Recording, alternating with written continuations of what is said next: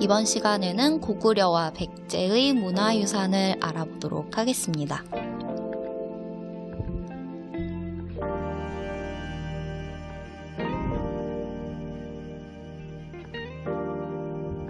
지난 시간에 배운 내용을 떠올려 볼까요? 김춘추는 당과 연합하여 백제를 멸망시키고 문무왕은 고구려를 멸망시킵니다.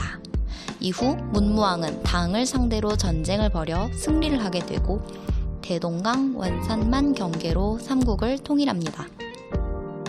시간 순서대로 한번 확인해 보도록 하세요.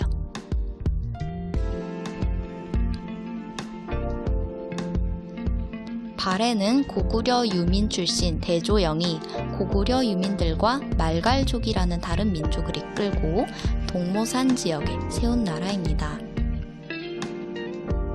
발해는 스스로 고구려를 계승한 나라임을 내세웠고 옛 고구려 땅을 대부분 되찾아서 해동성국이라고 불렸습니다. 왼쪽에서 확인해 보세요.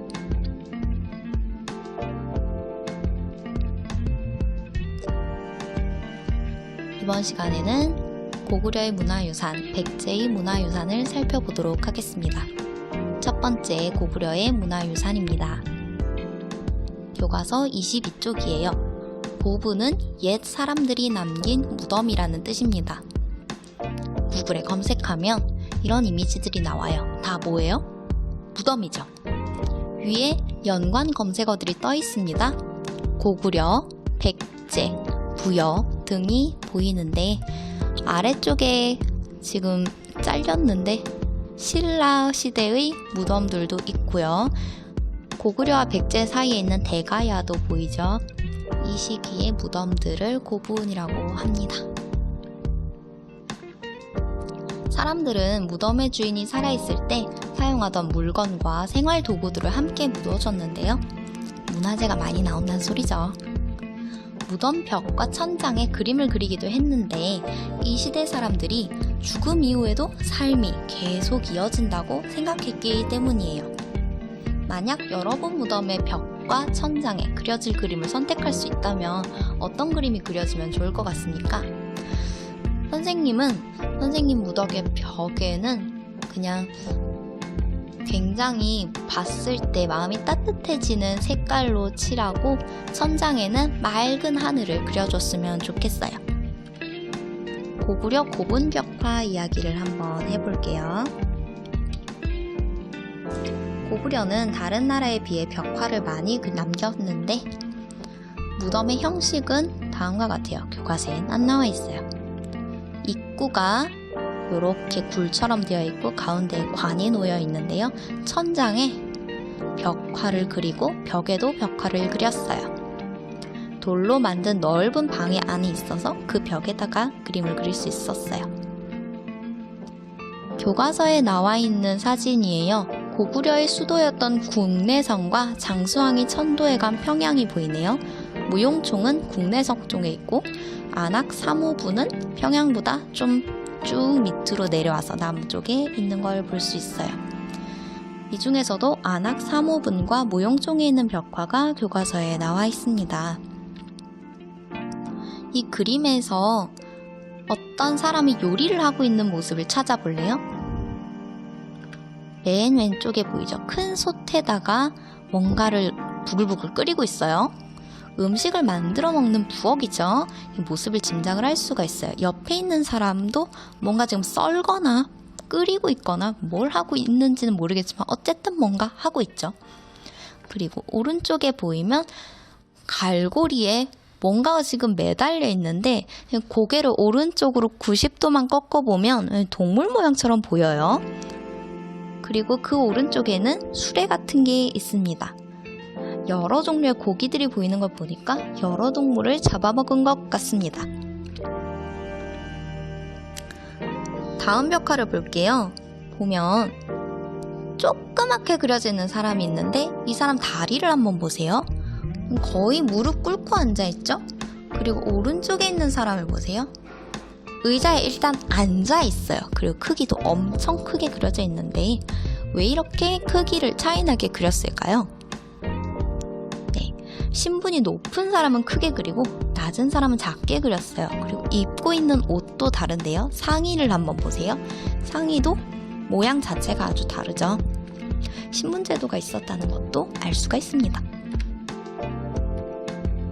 교과서 23쪽이에요. 삼국시대 사람들은 불교를 받아들였다고 이야기를 해왔어요. 불교 하면 어떤 문화유산이 떠오르나요?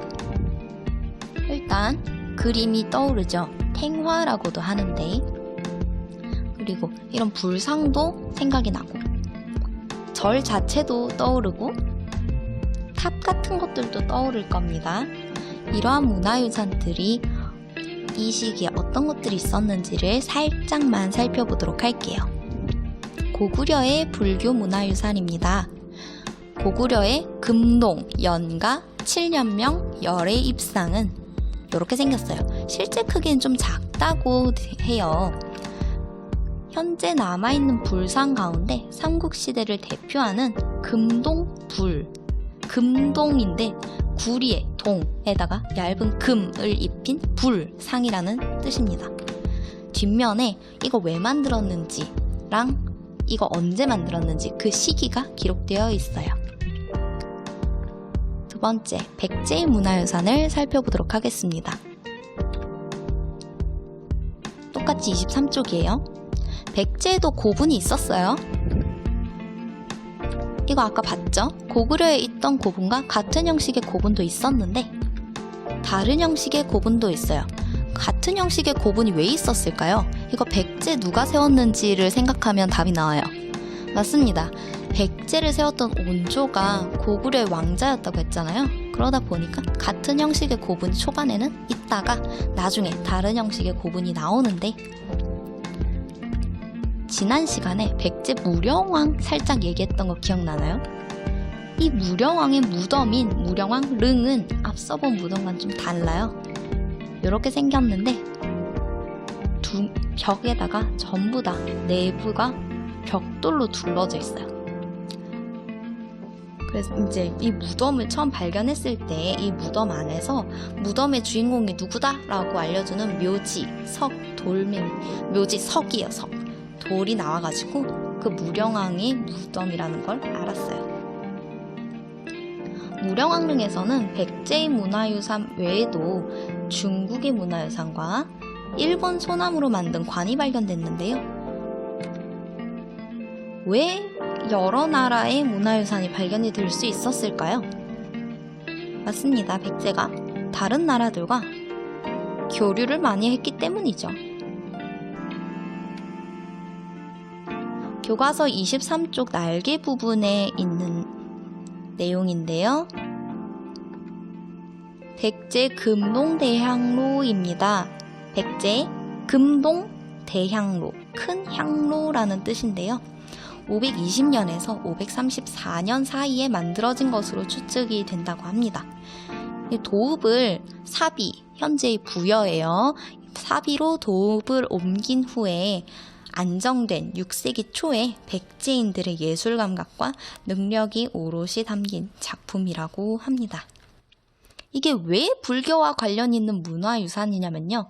이 연꽃 모양의 몸체를 한번 보세요. 이게 지금 꽃잎 하나하나가 보일 겁니다. 이 연꽃 모양 몸체 위쪽 부분이 불교에서 말하는 이상적인 세계를 뜻한다고 해요.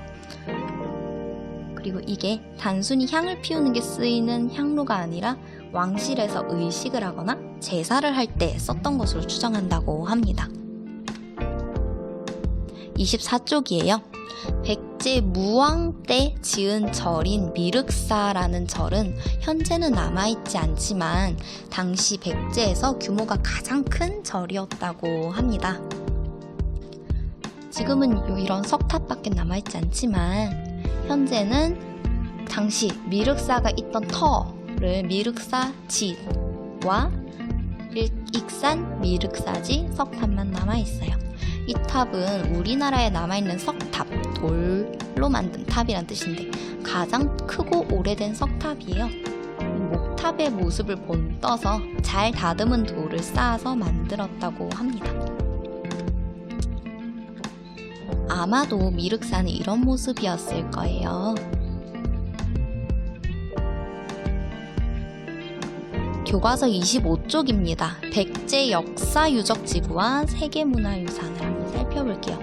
2015년에 백제 역사 유적 지구가 세계문화유산으로 선정이 됐다고 합니다. 백제의 옛 도읍지였던 공주, 부여, 그리고 미륵사지가 있는 익산시의 유적지를 묶어서 선정이 되었는데요. 이곳의 문화유산은 백제의 문화적 특징이 잘 드러나고 삼국시대 국가들의 교류 모습을 보여주는 그런 유적지이기 때문에 선정이 되었습니다. 대표 유적지를 살펴볼까요?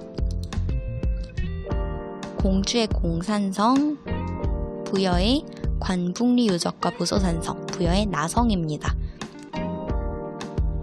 다음 공주 공산리, 송산리 고분군과 부여 능산리 고분군, 익산 왕궁리 유적입니다.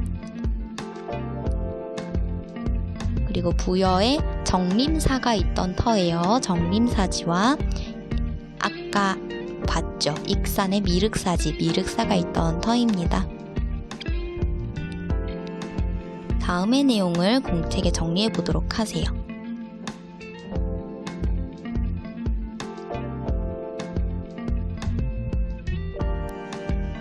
그리고 생각할 거리도 한번 생각해 봤으면 좋겠습니다. 시간이 모자라면 잠시 일시정지를 하고 적어주세요. 다음 시간에는 신라와 발해의 문화유산에 대해 알아보도록 합시다.